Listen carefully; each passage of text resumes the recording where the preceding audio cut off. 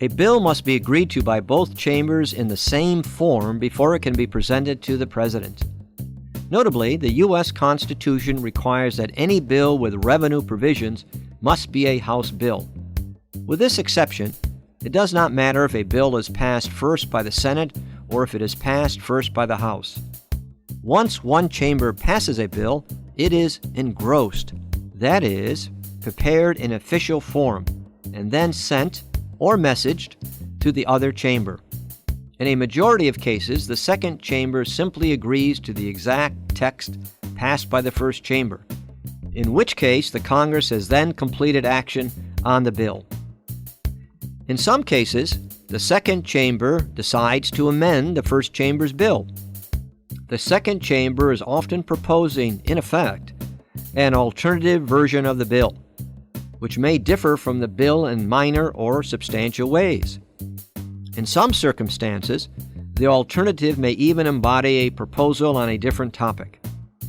Once the second chamber agrees to this proposed alternative to the bill, it may send the proposal back to the first chamber for possible consideration and a vote.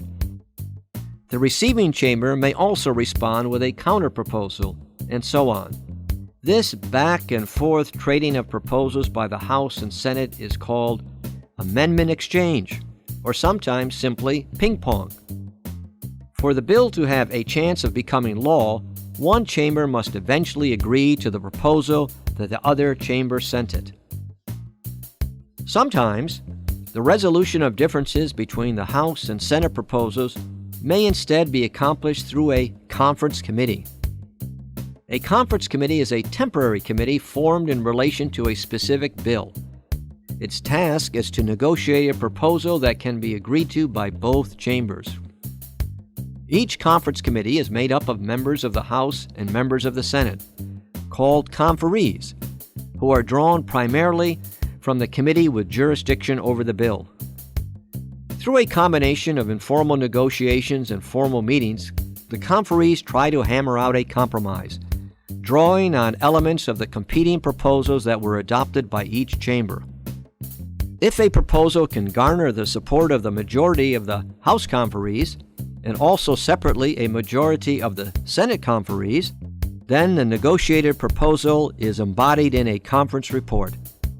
This conference report can then be considered in one chamber, and, if agreed to, then considered in the other chamber. Regardless of which chamber goes first, the conference report is considered under sets of procedures used for other business. For example, note that reaching a vote on a conference report in the Senate may require a cloture process. For the bill to move to the next step in becoming law requires both chambers to agree to the conference report without changes.